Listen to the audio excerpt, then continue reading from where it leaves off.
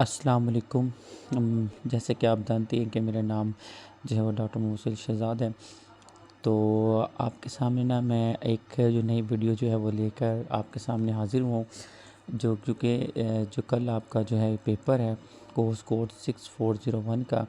तो उसी मुनासबत से मैंने ना आपके सामने कुछ 15 क्वेश्चन जो इम्पोर्टेंट जो है पेपर पॉइंट ऑफ व्यू से जो आपके पेपर्स में ये आ सकते हैं।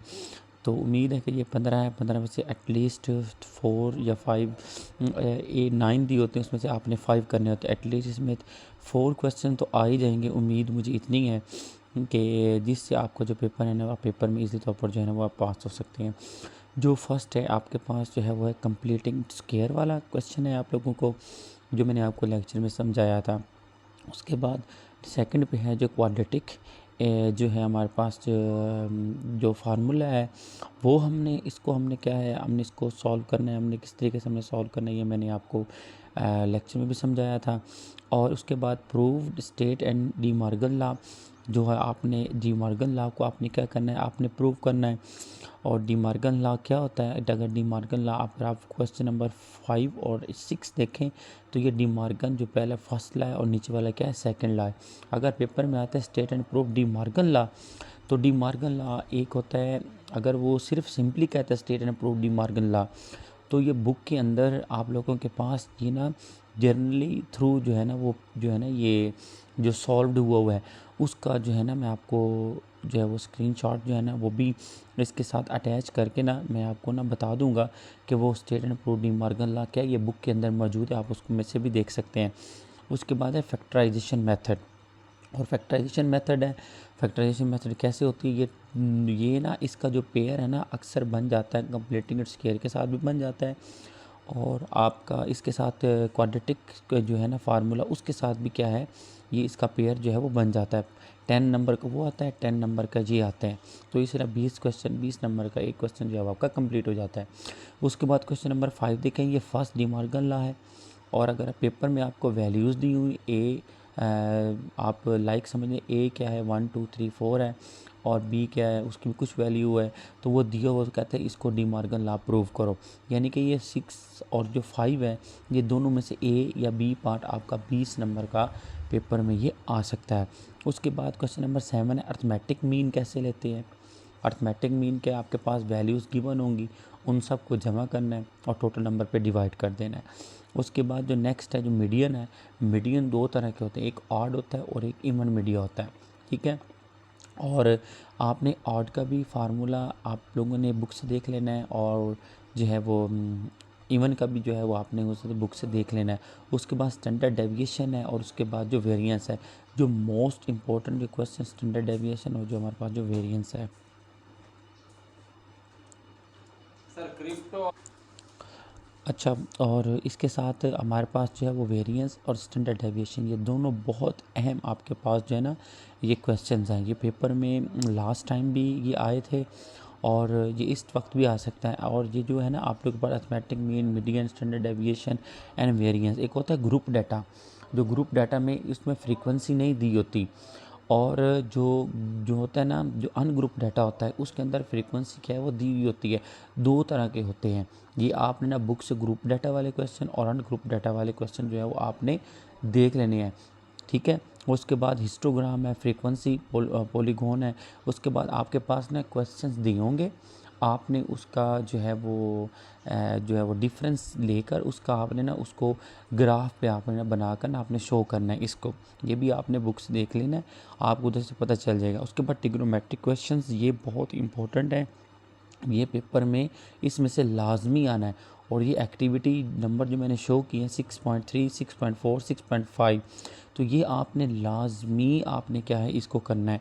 इसमें से आपके लाजमी 2 पार्ट आते हैं 10-10 नंबर के, तो वो 20 नंबर का आपका क्वेश्चन जो है वो मुकम्मल हो जाता है। ये मैंने वीडियो के अंदर भी आप लोगों को ये क्वेश्चन जो है आपको मैंने शेयर किए और समझाए हुए भी हैं।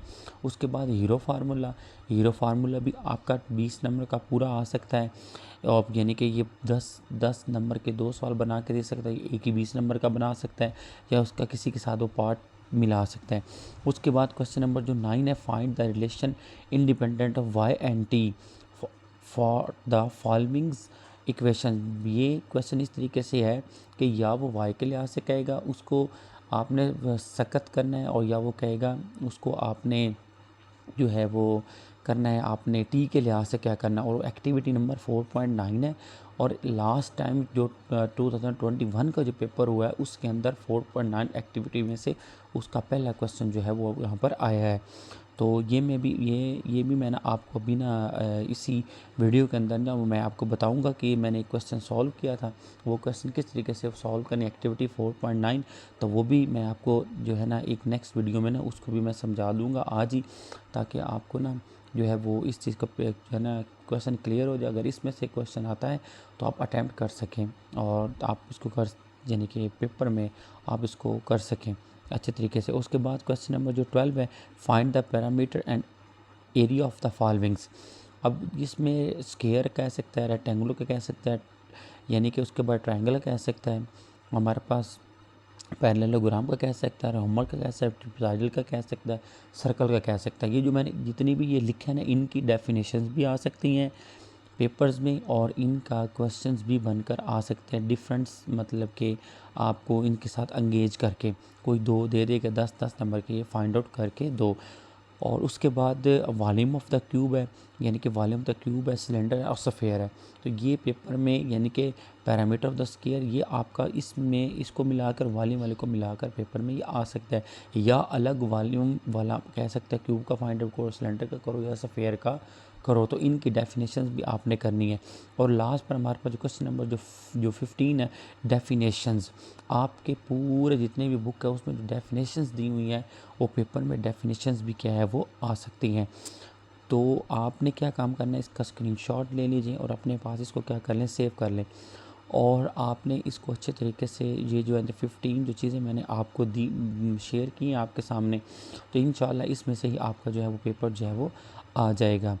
तो आपने, और इसके बाद एक चीज़ यहाँ पर मिसिंग हो गई है, वो है आपके पास पैथागोरस थ्योरम के क्वेश्चंस।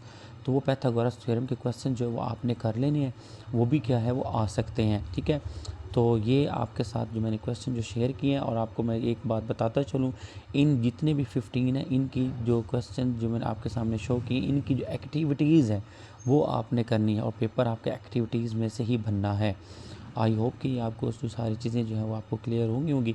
और अगर कोई चीज़ आपको मिसिंग हो गई हो या मैं नहीं बता पाया तो मुझे कमेंट बॉक्स में आपने मुझे बता देना है। तो आपको मैं जो है वो इसको मैंने जो है वो क्लियर कर दूंगा। और अगर जो मुझे व्हाट्सएप पे रब्ता करना चाहता है 031574995553, तो मुझे व्हाट्सएप पे भी रब्ता कर सकता है, मैं उसको तभी बता दूंगा 031574995553।